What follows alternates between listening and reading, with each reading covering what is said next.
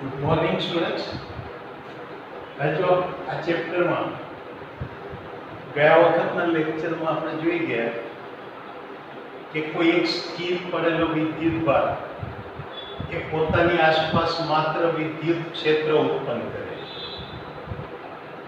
પણ ગતિ કરતો વિદ્યુતભાર અથવા તો વિદ્યુત પ્રવાહ ધારિત વાહકતા એ પોતાની આસપાસ વિદ્યુત ક્ષેત્ર ઉપરાંત ચુંબકીય ક્ષેત્ર પણ ઉત્પન્ન કરે અને પરિણામે જ્યારે બીજો કોઈ વિદ્યુતભાર આ ગતિમાન વિદ્યુતભારના ચુંબકીય ક્ષેત્ર અને વિદ્યુત ક્ષેત્રની સંયુક્ત અસર નીચે ગતિ કરતો હોય ત્યારે એવા એ બીજા વિદ્યુતભારો પર બે પ્રકારના બળો લાગતા હોય, એક વિદ્યુતીય બળ અને બીજું ચુંબકીય બળ.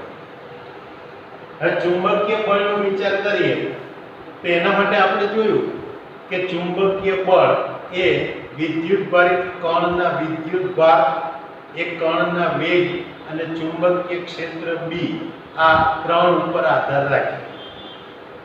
ઉપરાંત ધન વિદ્યુતભાર ઉપર બળ જે દિશામાં લાગતું હોય એના કરતા ઋણ વિદ્યુતભાર ઉપરનું બળ વિરુદ્ધ દિશાનું હોય. બીજી વાત કે જો કણના વેગની દિશા એ ચુંબકીય ક્ષેત્રને સમાંતર કે પ્રતિ સમાંતર હોય તો એના ઉપર ચુંબકીય બળ લાગતું નથી, ત્યારે માત્ર વિદ્યુતીય બળ લાગે. એ ઉપરાંત આપણે કહી શકીએ કે જો એ વેગની દિશા એ ચુંબકીય ક્ષેત્રને લંબ રૂપે હોય તો એ જે ચુંબકીય બળ છે એ વેગની દિશાને લંબ રૂપે લાગતું હોય, પરિણામે એ કેન્દ્રગામી બળ તરીકે કાર્ય કરી અને કણને વર્તુળ ગતિ કરાવે.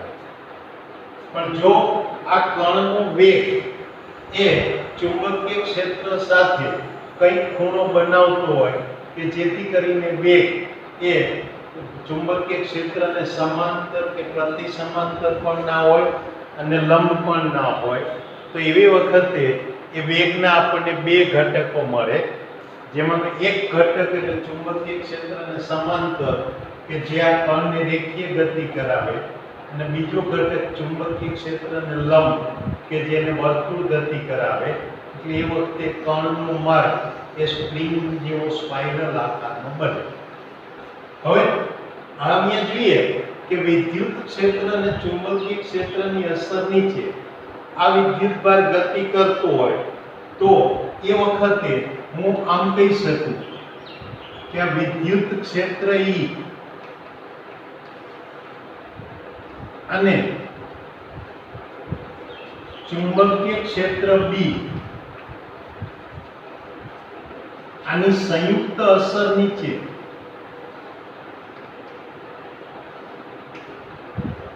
આ અસર નીચે જ્યારે વિદ્યુતભારિત કણ Q v વેગથી ગતિ કરતો હોય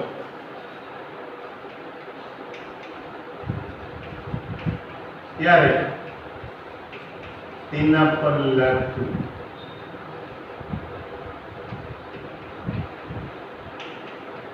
લોરેન્ટ્ઝ બળ આપણે F is equal to Q into E plus Q into B cross B. જો માટે જો આનો માનાંક લઈએ તો આ Q into E વત્તા QVB sin theta. અને હવે જો આ V લંબ B હોય તો આપણને આ બળ F is equal to QE વત્તા QVB. અને આ વખતે જો આ વિદ્યુતીય બળ એટલે કે વિદ્યુતીય બળ અને ચુંબકીય બળ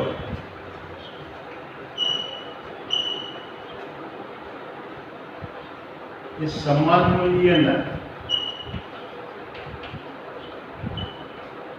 અને પરસ્પર વિરુદ્ધ દિશાના હોય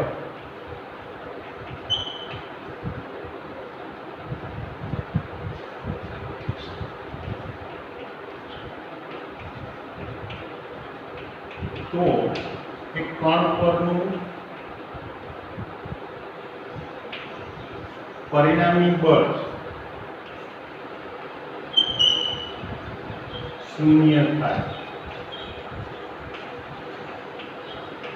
એટલે કે અહીંયા q * e માઇનસ qvb બરાબર 0, અને માટે આપણે કહી શકીએ કે v ઇક્વલ ટુ e/v.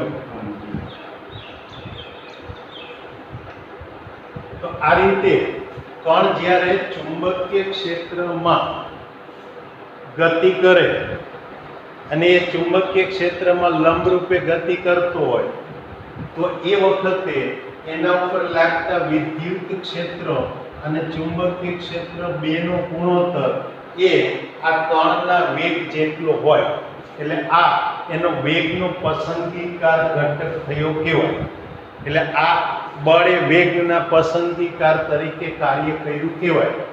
આ હકીકતનો ઉપયોગ અહીંયા આપણે ચુંબકીય ક્ષેત્રમાંથી લંબરૂપે વિદ્યુતભારિત કણને ગતિ કરાવીએ તો એ વખતે એનું જુઓ પરિણામી બળ શૂન્ય છે, એટલે કે એ કણ એના ગતિપથનું વિચલન થયા વિના સુરેખ માર્ગે એક ક્ષેત્રમાંથી પસાર થશે.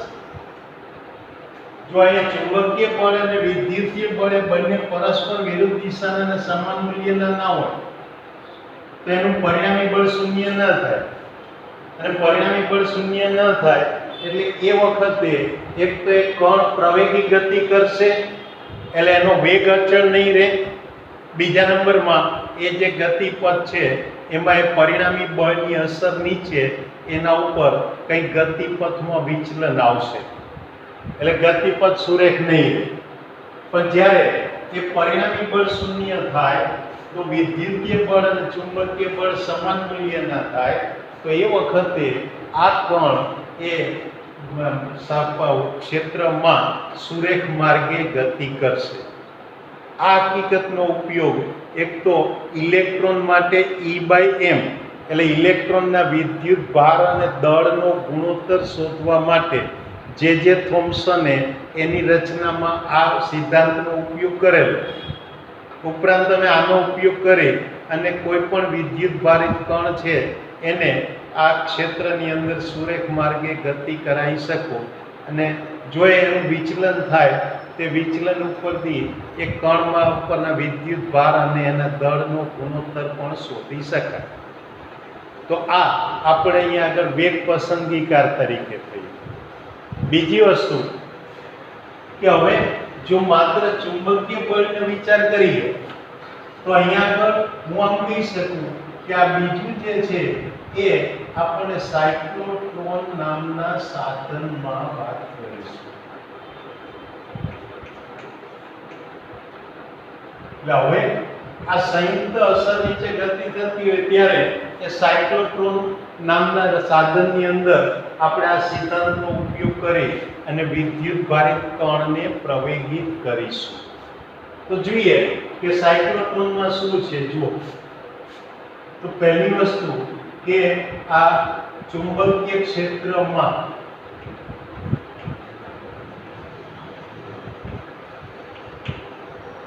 લંબરૂપે ગતિ કરતા વિદ્યુત ભારિત કણ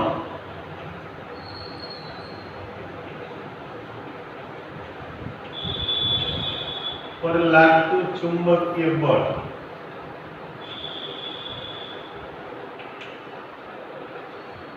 ચલે એમ ચુંબકીય ઇઝ ઇક્વલ ટુ આપણને શું મળે QVB.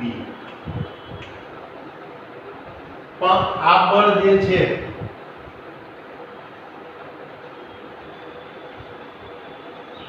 એ કણને વર્તુળ ગતિ માટેના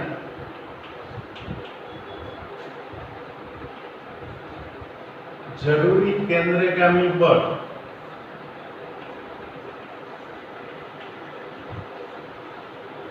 કોઈપણ કણની વર્તુળ ગતિ માટે કેન્દ્રગામી બળ કેટલું જોઈએ? તો કે mv² r એ પૂરું પાડે, અને માટે હું લખી શકું કે mv² r બરાબર qbt, અને માટે લઈ શકાય કે m into b is equal to r, એટલે qrb. ચાલો હવે આમાં જોઈએ તો આપેલા કોણ માટે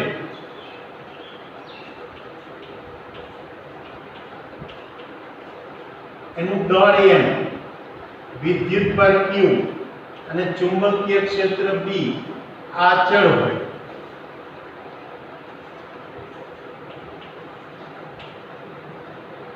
પરિણામે હું કહી શકું કે v સમપ્રમાણમાં ચલે r, એટલે કે એના વર્તુળ માર્ગની ત્રિજ્યા એ કણના વેગના સમપ્રમાણમાં હોય.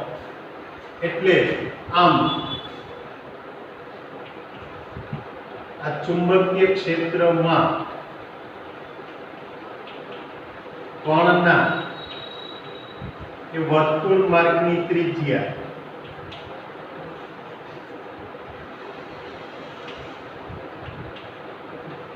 એના વેગના સમપ્રમાણમાં હોય.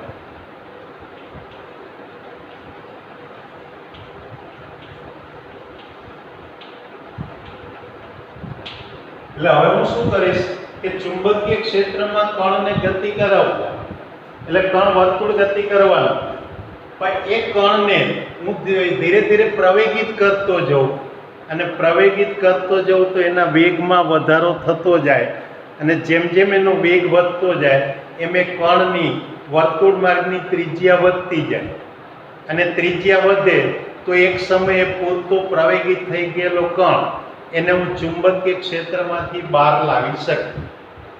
એટલે આ રીતે અહીંયા આગળ વર્તુળ માર્ગની ત્રિજ્યા એ કણના વેગ ઉપર આધાર રાખે.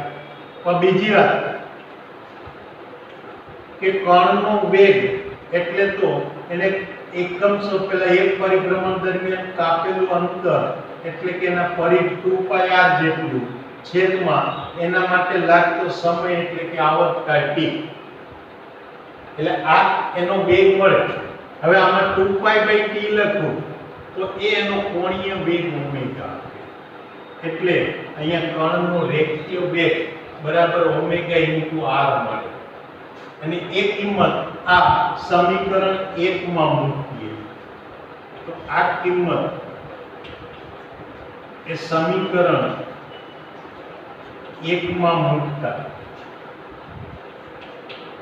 હું આમ લખી શકું કે દળ m into omega into r બરાબર q r b.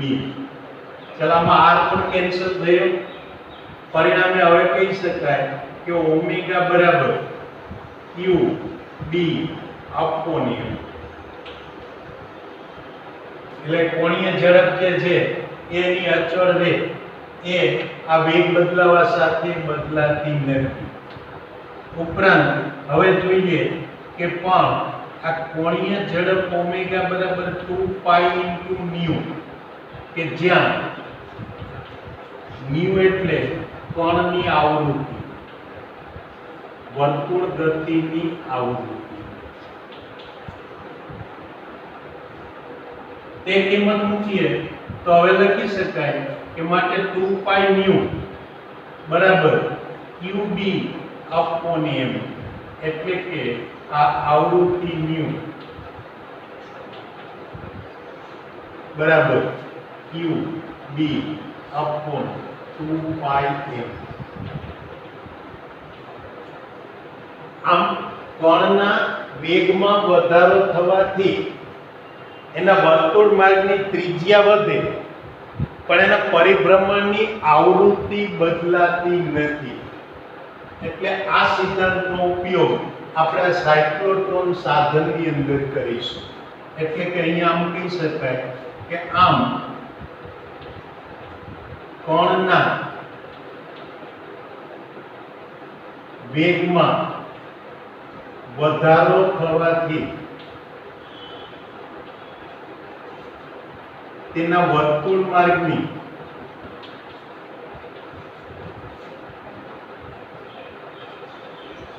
ત્રિજ્યા વધે પણ તેની વર્તુળ ગતિની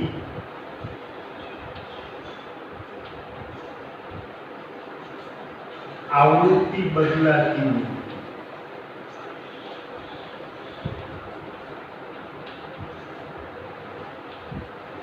એટલે આ સિદ્ધાંત પર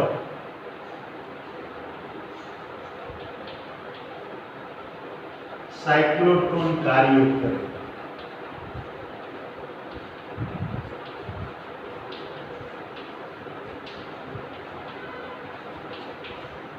સાયક્લોટ્રોન ની અંદર આ સિદ્ધાંત ઉપરથી એ સાયક્લોટ્રોન કાર્ય કરશે.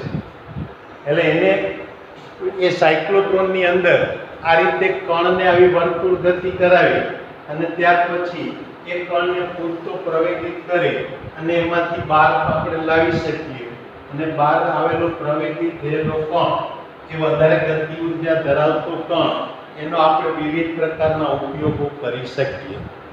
હવે જોઈએ કે એમાં સાયક્લોટ્રોનની રચનામાં શું હોય. તો અહીંયા સાયક્લોટ્રોન એની રચના જો તો આવા ડી આકારના બે આવા તકતીઓ હોય. એટલે આ રીતે એ બે તકતીઓ કે જેની અંગ્રેજી આકાર ડી, એટલે આવી આ બે તકતીઓ. ચલો એ બંને તકતીઓને લંબરૂપે ચુંબકીય ક્ષેત્ર ઉત્પન્ન કરેલું હોય. એટલે અહીંયા જે ચુંબકીય ક્ષેત્ર છે એ આ ડી આકારની તકતીઓની સપાટીને લંબ હોય. એટલે આ ચુંબકીય ક્ષેત્ર અહીંયા મળે, સમાન ચુંબકીય ક્ષેત્ર ઉત્પન્ન કરેલું હોય. પરિણામે કણ જે છે ચુંબકીય ક્ષેત્રમાં લંબરૂપે ગતિ કરે. હવે અહીંયા આગળ આ વિદ્યુત ક્ષેત્ર આપવા માટે આને લઈ અને એક વિદ્યુત પેલા પ્રાપ્તિ સ્થાન સાથે એસી વિદ્યુત પ્રાપ્તિ સ્થાન સાથે અહીંયા જોડવામાં આવેલું હોય કે જેને આપણે અહીંયા આંદોલક પણ કહી શકાય, આંદોલક પણ કહી શકાય. કારણ કે એ એસી વોલ્ટેજ છે દિશા સતત આ રીતે ફેરવતું રહે, વારાફરતી એની દિશા ફરતી રહે. અહીંયા એ વિદ્યુત ક્ષેત્ર આ રીતે એસી વોલ્ટેજ પ્રાપ્તિ સ્થાનથી મળે. ચુંબકીય ક્ષેત્ર મેળવવા માટે આ ડી ની સપાટીને લંબ દિશામાં ચુંબકીય ક્ષેત્ર ઉત્પન્ન થાય એ રીતે બંને બાજુ ચુંબકીય ધ્રુવો મૂકેલા હોય. આખી સમગ્ર રચના છે એને શૂન્યાવકાશ ઉત્પન્ન કરેલી એવી કાચની બંધ પેટીમાં મૂકેલા હોય. એટલે આ શૂન્યાવકાશ ઉત્પન્ન કરેલ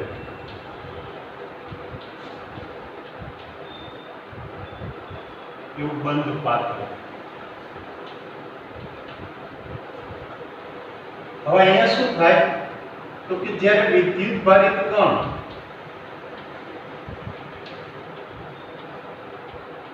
ચુંબકીય ક્ષેત્રમાં ગતિ કરે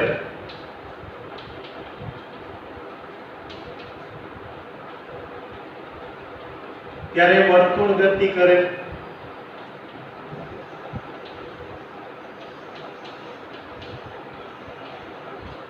અને એ વખતે એના વર્તુળ માર્ગની વર્તુળ ગતિની જે આવૃત્તિ છે એ આપણને qb/2πm જેટલી મળે.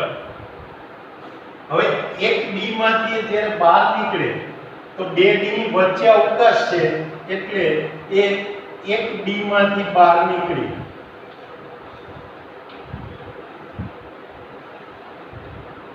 એટલે આને ડીસ કહેવાય.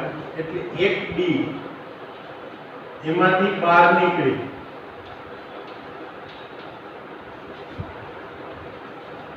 બીજા ડી પર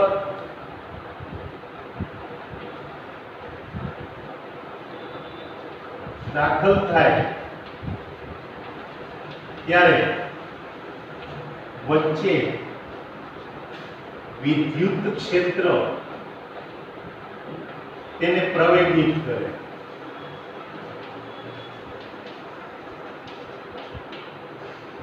એટલે વિદ્યુત ક્ષેત્ર આ બે ડી ની વચ્ચેના વિસ્તારમાં જ આપણે મૂકેલું છે અને એસી વિદ્યુત ક્ષેત્ર છે એટલે એ એસી વોલ્ટની આવૃત્તિ એ રીતે ગોઠવવામાં આવે કે જ્યારે વિદ્યુત ભારિત કણ આ વિદ્યુત ક્ષેત્રની અંદર દાખલ થાય ત્યારે એ એના ઉપર લાગતું બળ એની ગતિની દિશામાં જ હોય.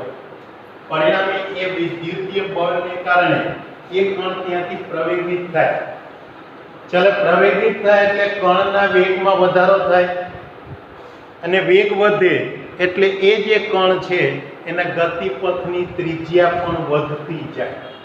એટલે આ રીતે એને પ્રવેગિત કરે. પરિણામે કણનો વેગ વધે.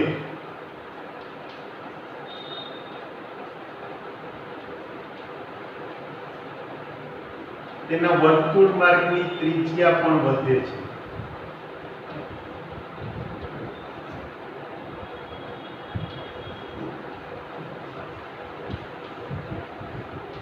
એટલે એનો અર્થ એ કે એ જે કણ છે એની ગતિ આ રીતે આવું સ્પાઇરલ આકાર ઉપર થાય.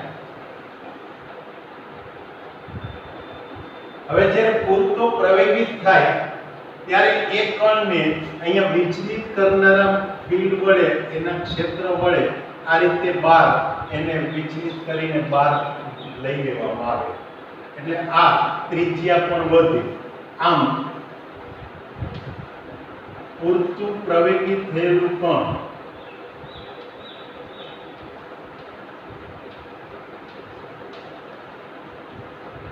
એક કણને વિચલિત કરનારા ક્ષેત્ર વડે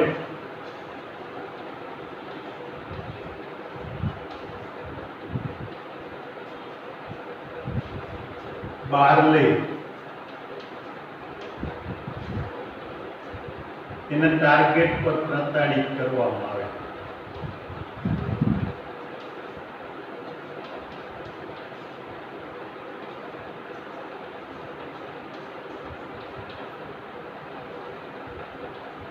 આ રીતે આવા કણને વિદ્યુત ભારિત કણને આપણે પ્રવેગિત કરી વધારે ગતિ ઉર્જા આપી અને કોઈ પદાર્થના ગુણધર્મોનો અભ્યાસ કરવો હોય એ ટાર્ગેટ ઉપર એનું બમ્બાર્ટિંગ કરી શકાય અને પરિણામે એ પદાર્થના આંતરિક ગુણધર્મોનો અભ્યાસ કરવા માટે અથવા તો એના ન્યુક્લિયસની રચનાઓ સમજવા માટે આનો ઉપયોગ કરી શકાય. એટલે આ રીતે અહીંયા આ પદાર્થના ગુણધર્મોનો અભ્યાસ કરવા માટે કણને પ્રવેગિત કરી અને એ ટાર્ગેટ ઉપર પ્રતાડિત કરીને એ અભ્યાસ કરી શકાય છે. પણ આ સાધનમાં અહીંયા આગળ જોઈ શકાય કે જો એકદમ હલકો કણ હોય, ઇલેક્ટ્રોન જેવો હલકો કણ હોય તો દળ એનું ઘણું ઓછું થાય અને દળ ઓછું થાય એટલે એના માટે આવૃત્તિ વધે. અહીંયા એસી પ્રાપ્તિ સ્થાનની આવૃત્તિ આપણે આ કણની આવૃત્તિ જેટલી રાખવી પડે તો જ પરિસ્થિતિ એવી બને કે જ્યારે બે ડીની વચ્ચેના વિસ્તારમાં અવકાશમાં કણ આવે ત્યારે એક કણ એ વિદ્યુત ક્ષેત્ર વડે હંમેશા પ્રવેગિત થાય. જો એ આવૃત્તિ તમે યોગ્ય રીતે ગોઠવો નહીં તો ક્યાંક એવી પણ પરિસ્થિતિ બને કે કણ જ્યારે બે ડી વચ્ચેના અવકાશમાં હોય વિદ્યુત ક્ષેત્રમાં ત્યારે વિદ્યુત ક્ષેત્ર એ ગતિની વિરુદ્ધ દિશામાં પણ હોઈ શકે તો એ કણને પ્રવેગિત કરવાના બદલે પ્રતિપ્રવેગિત કરે. એટલે આ રીતે અહીંયા આગળ જે આવૃત્તિ છે એ જો બહુ વધારે મોટી આવૃત્તિ હોય તો એટલી આવૃત્તિ એ આપણે અહીંયા આગળ વિદ્યુત ક્ષેત્રના માટે મેળવી શકતા ના હોય. એટલે એવી વખતે અહીંયા આગળ આવા હલકા કણની આપણે ગતિ લઈ શકતા નથી, એનો ઉપયોગ કરી શકતા નથી. ઉપરાંત કણનો વેગ જ્યારે ખૂબ વધી જાય તો વેગ વધી જાય ત્યારે પણ આઇન્સ્ટાઈનના સાપેક્ષવાદ પ્રમાણે એ વધારે વેગથી ગતિ કરતા કણ માટે એનું દળ બદલાઈ જાય. એટલે પ્રકાશના વેગ જેટલા વેગથી કે એની નજીકના વેગથી કણ જ્યારે ગતિ કરતો હોય તેવા કણને અહીંયા આગળ આપણે મેળવી શકતા નથી, કારણ કે એ વખતે પાછી એની આવૃત્તિ આપણે ગણિત વધારે જોઈએ. એટલે આ રીતે અહીંયા આગળ આ સાધનની આપણી પાસે એક મર્યાદા શું કહી શકાય કે ઇલેક્ટ્રોન જેવા હલકા કણ માટે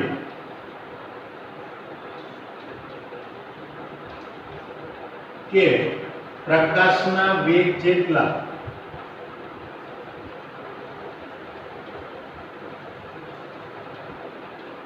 વધુ વેગથી ગતિ કરતા કણને આ સાધન વડે પ્રવેગિત કરી શકાતા નથી. આની મર્યાદા છે. તો આ રીતે આ આપણી પાસે એક સાધન સાયક્લોટ્રોન કે જેની મદદથી આપણે કોઈ પણ વિદ્યુત ભારિત કણ એને પ્રવેગિત કરે અને એની ગતિ ઉર્જા આપી અને એ ઉર્જાના વડે આપણે પદાર્થના ગુણધર્મોના અભ્યાસ માટે એનો ઉપયોગ કરી શકીએ. તો આ સાયક્લોટ્રોનની વાત થઈ. હવે આવતી વખતના લેક્ચરમાં આપણે જોઈશું કે વિદ્યુત પ્રવાહ ધારિત કોઈ પણ વાહક હોય તો એની આસપાસ ચુંબકીય ક્ષેત્ર કેટલું ઉત્પન્ન થાય અને કેવી રીતે શોધી શકાય એ આપણે આવતી વખતના લેક્ચરમાં જોઈશું. ત્યાં સુધી આપણે રજા લઈએ. આવજો. Good bye.